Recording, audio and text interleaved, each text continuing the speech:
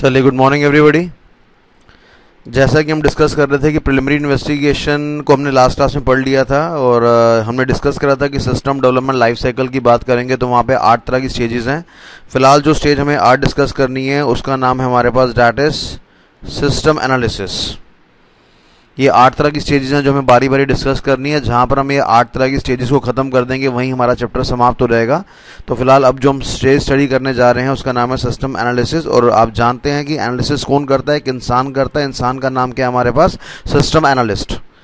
और जब हम एनालिसिस की बात करते हैं it basically refers to the deep study of the system. आपका जो इन्फॉर्मेशन सिस्टम है उसका हमें डीप स्टडी करना पड़ेगा। उसको टेक्निकली हम लोगों ने क्या नाम दिया? सिस्टम एनालिसिस का नाम यहाँ पे दिया हुआ है। अब ये जो मेरे पास एनालिसिस नाम का शब्द है, इस शब्द को स्टडी करने के लिए हमें ज़्यादा नहीं तकरीबन 4 या 5 तरह के क्वेश्चंस को स्टडी करना पड़ेगा। पहली बात तो आपको ये सीखना पड़ेगा कि इसका एक पर्यायवाची नाम है और पर्यायवाची नाम मेरे पास किस नाम से आ रहा है? That is requirement analysis. तो पेपर में सिस्टम एनालिसिस का जो सवाल है वो रिक्वायरमेंट एनालिसिस के नाम से भी आपका पूछा जा सकता है। तो अब समझने वाली बात यहाँ पर ये आ रही है इस एनवायरनमेंट के अंदर कि अगर आपको इस टॉपिक को डिस्कस करना है तो तकरीबन ज़्यादा नहीं, हमें 5 तरह के टॉपिक्स को पढ़ने पड़ेंगे, 5 तरह के सवाल को पढ़ने पड़ेंगे। जब ये 5 तरह के सवाल हमारे ख़त्म हो जाएंगे तब जाके हमारे पास सिस्टम एनालिसिस के फेजेस ख़त्म हो जाएंगे। और जैसा कि मैंने बताया था कि यार हमारा जो इंसान है जो कि सारे के सारे फेज को परफॉर्म करेगा उसको टेक्निकली हम लोगों ने क्या नाम दिया था? सिस्टम एनालिस्ट का नाम यहाँ पर दिया हुआ था। तो सवाल किस प्रकार से बनते हैं? पहला, इन्फॉर्मेशन कैसे कलेक्ट की जाती है? ठीक है जी, आपके ओल्ड सिस्टम से इन्फॉर्मेशन हमें गैदर करना पड़ेगा। इन्फॉर्मेशन को गैदर करने के कितने तरह के मेथड्स हैं, कितने तरह के टेक्निक्स हैं, और उस टेक्निक को टेक्निकली हम लोगों ने क्या नाम दिया? फैक्ट फाइंडिंग टेक्निक्स का नाम यहाँ पे दिया हुआ है। तो पेपर में सवाल आ सकता है कि बताइए मेथड्स क्या है, कलेक्शन ऑफ इन्फॉर्मेशन के मेथड्स क्या है। पेपर में सवाल आ सकता है बताइए फैक्ट फाइंडिंग टेक्निक्स हमारे पास कौन कौन सी होती हैं। ये हमारे पास एक पहला सवाल है। दूसरी बात, आप किसी नए इन्फॉर्मेशन सिस्टम को इम्प्लीमेंट करना चाहते हैं। अगर आप किसी नए इन्फॉर्मेशन सिस्टम को इम्प्लीमेंट करना चाहते हैं तो आपको प्रेजेंट वाला, करंट वाला, एग्जिस्टिंग वाला इन्फॉर्मेशन सिस्टम जरूर स्टडी करना पड़ेगा ताकि आप कमियां फाइंड आउट कर सकें। और जो कमियां फाइंड आउट करेंगे वो नए वाले प्रपोज सिस्टम में किसी एंगल से नहीं आनी चाहिए। नए वाले सिस्टम को हमने क्या नाम दिया? प्रपोज सिस्टम का नाम यहाँ पे दिया हुआ है। तो कह रहा है कि आप करंट सिस्टम में क्या क्या डीप स्टडी करेंगे, क्या क्या एनालाइज करेंगे, उसको हमने क्या नाम दिया? एनालिसिस ऑफ करंट सिस्टम का नाम यहाँ पे दिया हुआ है।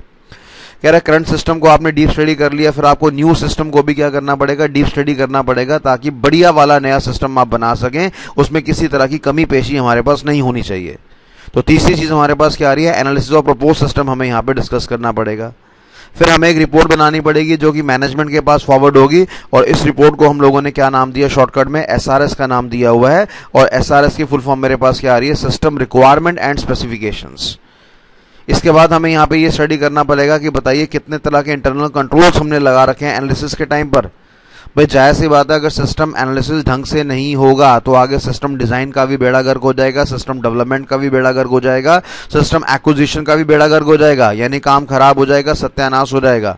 तो मैं यहाँ पे ये चाहता हूँ कि जो मेरा एनालिसिस है वो ढंग से हो, उसमें किसी प्रकार की कमी नजर नहीं आनी चाहिए।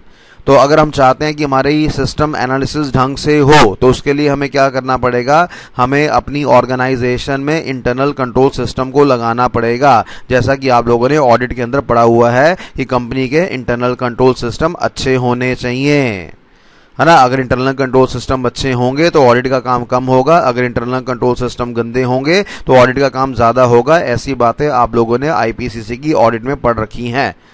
तो ये कुल मिलाकर मेरे पास 5 तरह के सवाल हैं। कलेक्शन ऑफ इन्फॉर्मेशन यानी फैक्ट फाइंडिंग टेक्निक्स कितने तरह की होती है, करंट सिस्टम को एनालाइज करते समय किन किन बातों का ध्यान देना पड़ेगा, प्रपोज सिस्टम को एनालाइज करते समय किन किन बातों का ध्यान देना पड़ेगा, जो मैनेजमेंट को रिपोर्ट दी जाएगी उसको SRS का नाम दिया हुआ है जिसकी फुल फॉर्म है सिस्टम रिक्वायरमेंट एंड स्पेसिफिकेशन। और लास्टली मैं चाहता हूं कि हमारी कंपनी में सिस्टम एनालिसिस बढ़िया तरीके से होना चाहिए, उसमें कोई कमी पेशी नहीं होनी चाहिए। इसके लिए हमें क्या करना पड़ेगा? इंटरनल कंट्रोल सिस्टम को लगाना पड़ेगा।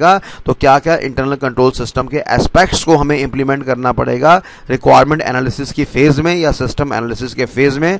ये कुल मिलाकर 5 तरह के सवाल हैं। जहां पर ये 5 सवाल हमने समाप्त कर दिए वहीं पर आपका सिस्टम एनालिसिस वाला सवाल लास्टली समाप्त हो जाएगा। ठीक है बच्चों, तो आइए सबसे पहले स्टडी करते हैं। हमारा पहला सवाल क्या है कि फैक्ट फाइंडिंग टेक्निक्स क्या है। देखो क्या होता है कि हमें ओल्ड सिस्टम को स्टडी करना पड़ेगा, ओल्ड सिस्टम की कमियों को निकालना पड़ेगा, क्योंकि आप लोग ओल्ड सिस्टम से परेशान थे, तभी आप लोगों ने नए सिस्टम को फॉलो करने के बारे में सोचा। तो अब डेफिनेटली हमें क्या करना पड़ेगा, हमें डेटा गैदर करना पड़ेगा कि आखिरकार पुराने सिस्टम में क्या क्या कमियां थी। ठीक है जी। तो आप कौन है, आप बेसिकली एक इंसान है जिसको मैंने क्या नाम दिया, सिस्टम एनालिस्ट का नाम दिया। ये कंपनी में जाएगा और क्या करेगा, कुछ टेक्निक्स का प्रयोग करेगा, कुछ टेक्निक्स का इस्तेमाल करेगा ताकि वो फैक्ट्स को इकट्ठा कर सके, ताकि वो डेटा को, इंफॉर्मेशन को इकट्ठा कर सके। ठीक है बेटा, तो इसका मैंने एक शॉर्टकट बना रखा है। शॉर्टकट मेरे पास क्या आ गया, डू आई क्यू। ये शॉर्टकट है हमारे पास। डी से हमारा क्या मतलब होता है, डी का मतलब होता है मेरे पास डॉक्यूमेंट्स, ओ का मतलब मेरे पास क्या होता है ऑब्जर्वेशन, क्यू का मतलब हमारे पास क्या आ रहा है क्वेश्चनर है, और आई का मतलब मेरे पास क्या आ रहा है इंटरव्यू। कह रहा है ये 4 तरह के तरीके हैं, ये 4 तरह के मेथड्स हैं जिसके द्वारा आप डेटा को इकट्ठा कर सकते हैं, जिसके द्वारा आप डेटा को गैदर कर सकते हैं।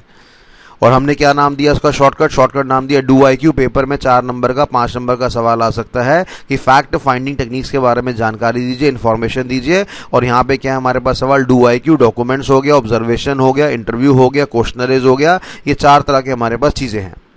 अब सबसे पहला सवाल उठता है जी इंटरव्यू। इंटरव्यू किसका लिया जाएगा, हमने कहा इंटरव्यू लिया जाएगा सीधा आपकी टॉप लेवल मैनेजमेंट का। कंपनी में 3 तरह के लोग होते हैं, टॉप लेवल मैनेजमेंट हो गया, मिडिल लेवल मैनेजमेंट हो गया, और साथ में लो लेवल मैनेजमेंट हो गया। तो आखिरकार इंटरव्यू किसका लिया जाएगा, आखिरकार इंटरव्यू लिया जाएगा सीधा आपका टॉप लेवल मैनेजमेंट का। तो टॉप लेवल मैनेजमेंट से हम क्या करेंगे, गुफ्तगू करेंगे, उनसे इंटरव्यू लेंगे, कंपनी की कमियों के बारे में पूछेंगे। टॉप लेवल मैनेजमेंट क्या करती है, कंपनी की स्ट्रैटेजीज बनाती है। तो जाहिर सी बात है अगर ओल्ड सिस्टम में कमी थी तो कंपनी की स्ट्रैटेजी में भी कमी होगी, है ना। हालांकि क्लरिकल काम जितना भी इम्प्लीमेंटेशन वाला काम होता है वो मिडिल लेवल कैटेगरी के लोग करते हैं, लो लेवल कैटेगरी के लोग करते हैं। टॉप लेवल मैनेजमेंट कैटेगरी के लोग हमेशा स्ट्रैटेजी बनाते हैं। ये कंपनी के ऑब्जेक्टिव्स को डिसाइड करते हैं, कंपनी के गोल्स को डिसाइड करते हैं, कंपनी के विजन को डिसाइड करते हैं। तो एक कंपनी का विजन डिसाइड करते हैं, ऑब्जेक्टिव डिसाइड करते हैं, और साथ ही साथ आपका गोल्स को डिसाइड करते हैं। तो ये डिसाइड करने के लिए टॉप लेवल मैनेजमेंट की इन्वॉल्वमेंट होती है। अब जाहिर सी बात है स्ट्रैटेजी में कमी होगा तभी जाके सारा सिस्टम, ओल्ड सिस्टम बेकार बन गया। अगर स्ट्रैटेजी में कमी नहीं होता तो सिस्टम हमारा बढ़िया रहता। तो हम ये पता लगाने का प्रयास करेंगे कि आखिरकार स्ट्रैटेजिकल फेलियर कहाँ पे रहा, और उसके लिए हमें क्या करना पड़ेगा, टॉप लेवल मैनेजमेंट से इंटरव्यू लेना पड़ेगा। मिडिल लेवल से हम इंटरव्यू नहीं लेते क्योंकि इनकी मात्रा बहुत ज़्यादा होती है। लो लेवल से हम इंटरव्यू नहीं लेते क्योंकि इनकी मात्रा बहुत ज़्यादा होती है। इनके पास पर्सनली जा जाके बात नहीं करा जा सकता। बात समझ में आ रही है। तो अल्टीमेट देखने वाली बात है, टाटा की बात करेंगे। टाटा के पास 3,51,000 एम्प्लॉयज़ हैं आज की डेट में। तो अब 3,51,000 एम्प्लॉयज़ के साथ इंटरव्यू करना प्रैक्टिकल पॉसिबल नहीं है। केपीएमजी की बात करेंगे, 1,72,000 एम्प्लॉयज़ हैं। तो क्या 1,72,000 एम्प्लॉयज़ के साथ प्रैक्टिकली बात करना हमारा पॉसिबल है? किसी भी एंगल से, किसी भी अदा से संभव नहीं है। राइट। तो पहला पॉइंट क्या हो गया, हमें इंटरव्यू लेना पड़ेगा। इंटरव्यू किसका लेंगे, टॉप लेवल का लेंगे। इंटरव्यू में किसके बारे में जानकारी लेंगे, कंपनी की स्ट्रैटेजीज के बारे में जानकारी लेंगे। स्ट्रैटेजी से क्या मतलब है, कंपनी का विजन क्या है, कंपनी का ऑब्जेक्टिव्स क्या है, कंपनी के गोल्स क्या रहे हैं, उनमें क्या क्या कमियां रही हैं, इसको एनालाइज करने का प्रयास करा जाएगा। अच्छा, दूसरा चीज हमारे पास यहाँ पे क्या आता है, दूसरा चीज आता है हमारे पास क्वेश्चनरेज। क्वेश्चनरेज हमारे पास आते हैं। अब क्वेश्चनरेज हम किससे पूछेंगे, क्वेश्चनरेज हम पूछेंगे मिडिल लेवल मैनेजमेंट से पूछने का प्रयास करेंगे, लो लेवल मैनेजमेंट से पूछने का प्रयास करेंगे। एक हम फॉर्म तैयार कर लेंगे और उस फॉर्म में क्वेश्चन नंबर 1 आएगा हमारे पास, साथ में ए नाम की ऑप्शन, बी नाम की ऑप्शन, सी नाम की ऑप्शन आएगी। क्वेश्चन नंबर 2 आएगा, ए नाम की ऑप्शन, बी नाम की, सी नाम की ऑप्शन आएगी। और जैसे आप सीपीटी में करते थे कि आपको ऑब्जेक्टिव्स की फॉर्म में आंसर देना होता था, आप उस पर्टिकुलर ऑप्शन को सिलेक्ट करेंगे और अल्टीमेटली आपके पास आंसर आ जाएगा। तो ये हमारे पास क्या आ गया, क्वेश्चनरेज वाला फॉर्मेट आ गया। और ये हम किससे लेंगे, मिडिल लेवल से लेंगे, लो लेवल से लेंगे। आखिरकार कंपनी में फेलियर हुआ है तो तीनों तरह की लेवल ऑफ मैनेजमेंट का फेलियर हुआ है। अगर ओल्ड सिस्टम बकवास बना है तो मिडिल लेवल ने भी बढ़िया काम नहीं करा, लो लेवल ने भी बढ़िया काम नहीं करा, और टॉप लेवल ने भी बढ़िया काम नहीं करा। तो ये जो मिडिल लेवल के लोग हैं, लो लेवल के लोग हैं, इनसे हमें क्वेश्चन आंसर की फॉर्म में फॉर्मेट प्रोवाइड कर देंगे और उस फॉर्मेट की मदद से उनसे डेटा गैदर करा जाएगा कि आखिरकार कंपनी के अंदर कमी कहाँ देखी गई है। ठीक है बच्चों। ऐसी हमारे पास अगली चीज क्या आती है, डॉक्यूमेंट्स, डॉक्यूमेंटेशन। नेक्स्ट चीज हमारे पास क्या आती है, डॉक्यूमेंटेशन। अब डॉक्यूमेंटेशन से क्या मतलब होता है, कंपनी में जितना भी काम होता है वो लिखित रूप में होता है। लिखित रूप में कंपनी में, चाहे वो हार्ड कॉपी की फॉर्म में हो चाहे वो सॉफ्ट कॉपी की फॉर्म में हो, पर कंपनी में जो भी काम होता है वो लिखित रूप में उपलब्ध होता है। कंपनी के आखिरकार विजन क्या है, क्या मिशन रहेगा, क्या ऑब्जेक्टिव रहेगा, क्या गोल रहेगा, ये सब लिखित रूप में रहेगा। कंपनी के अंदर कौन कौन से इंटरनल कंट्रोल सिस्टम का इस्तेमाल करा गया है, जनरल कंट्रोल्स कौन से हैं, एप्लीकेशन कंट्रोल्स कौन से हैं, इन सब का इसके बारे में जानकारी दी जाएगी। कंपनी के अंदर किस तरह के एरर्स हैं, किस तरह के फ्रॉड्स हैं, किस तरह के रिस्क हैं, किस तरह के थ्रेट्स हैं, किस तरह की वल्नरेबिलिटीज़ हैं, ये सारे नाम आप लोगों ने ऑडिट के अंदर सुने हुए हैं। एरर हो गया, फ्रॉड हो गया, रिस्क हो गया, थ्रेट हो गया, वल्नरेबिलिटीज़ हो गया।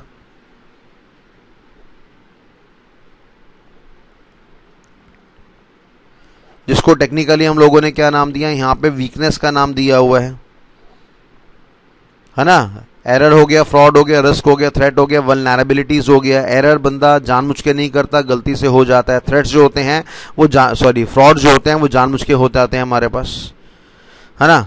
तो यानी कहने का मतलब है कंपनी में क्या क्या एरर है, क्या क्या फ्रॉड्स हैं, क्या क्या रिस्क हैं, क्या क्या थ्रेट्स हैं, वो भी लिखित रूप में होते हैं। कंपनी में इनपुट कैसे होगा, प्रोसेस कैसे होगा, आउटपुट कैसे होगा, ठीक है। इनपुट के टाइम पर हम क्या क्या बातें इनपुट करवाएंगे, प्रोसेसिंग का फॉर्मूला हमारे पास क्या है, आउटपुट में रिजल्ट क्या आएगा, रिपोर्ट कौन सी बनेगी, उन सब का एक लिखित रूप हमारे पास उपलब्ध होगा, ठीक है बच्चों।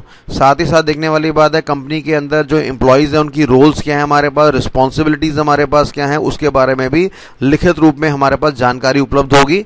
तो यानी कहने का मतलब ये है कि कंपनी के अंदर जो भी कुछ आजकल काम होते हैं वो सारे के सारे एक डॉक्यूमेंटेशन में रिकॉर्ड कर दिए जाते हैं। और आपकी जानकारी के लिए बता दूं कि इन डॉक्यूमेंटेशंस को हमने प्रायवाची नाम एक और दिया हुआ है, it is also known as manuals. इसको मैनुअल्स का नाम भी हम लोगों ने यहाँ पे दिया हुआ है।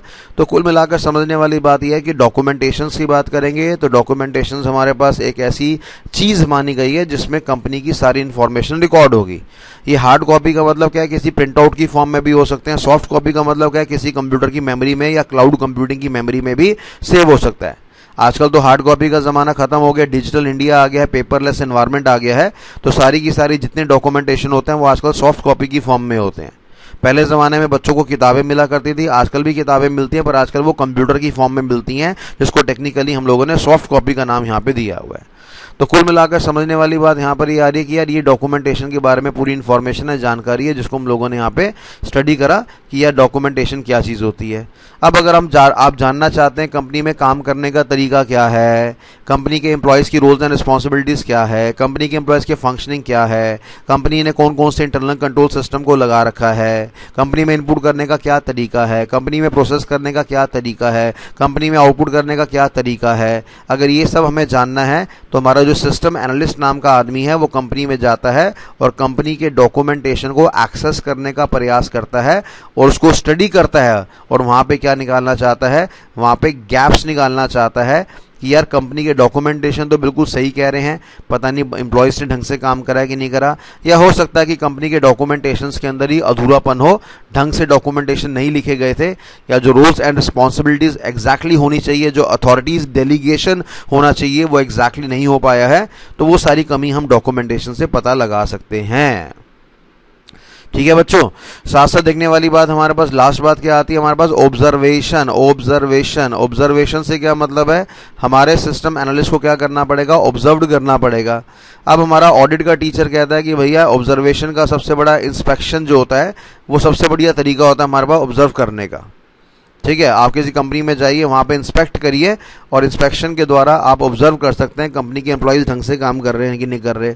उस ऑडिट के टीचर से पूछो कि अगर कंपनी के अंदर 1,72,000 एम्प्लॉयज़ काम कर रहे हैं या कंपनी के अंदर 3,51,000 लोग काम कर रहे हैं, तो हमारा जो ऑडिटर है वो कैसे इंस्पेक्ट करेगा।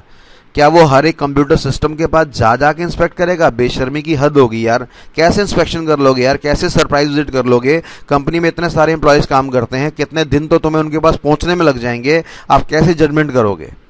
ठीक है बेटा। तो अल्टीमेटली अगर आज हमें ऑब्जर्वेशन करनी है तो ऑब्जर्वेशन करने के लिए हम आईटी के टूल्स का इस्तेमाल करते हैं, जिसमें एक का नाम होता है लॉग फाइल और एक का नाम होता है मेरे पास डेटा डिक्शनरी। ये दोनों के दोनों टॉपिक्स आपके आईपीसीसी के अंदर थे, पर पता नहीं आप कितने अवेयर्ड हैं, कितनी याददाश्त आपकी स्ट्रांग है, मेरे को पूरा डाउट है। तो फिलहाल थोड़ा सा वेट करिए, मैं आगे जब समय आएगा तो समझाऊंगा लॉग फाइल हमारे पास क्या होती है, डेटा डिक्शनरी हमारे पास क्या होती है। तो इस लॉग फाइल की मदद से, डेटा डिक्शनरी की मदद से आप बड़े आराम से क्या कर सकते हैं, इंस्पेक्शन कर सकते हैं या आप ऑब्जर्व कर सकते हैं एम्प्लॉय ने क्या काम करा।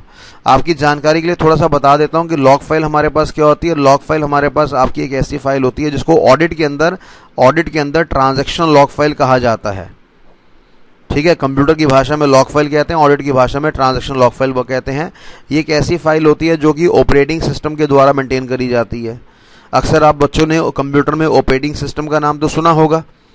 डॉस ऑपरेटिंग सिस्टम हो गया, Windows 95, Windows 98, Windows 2000, Windows millennium, Windows XP, Windows NT, है ना, Windows Vista, Windows 7, Windows 8, Windows 8.1, okay, Solaris हो गया, सीपीएम हो गया, OS2 हो गया, काली हो गया, बैकट्रैक हो गया, फिडोरा हो गया, एनोनिमस हो गया, ऑल्टर हो गया। ये सारे के सारे ऑपरेटिंग सिस्टम के नाम है। मैकनटोश हो गया एप्पल वालों का, एंड्रॉयड ऑपरेटिंग सिस्टम हो गया मोबाइल फोन वाला।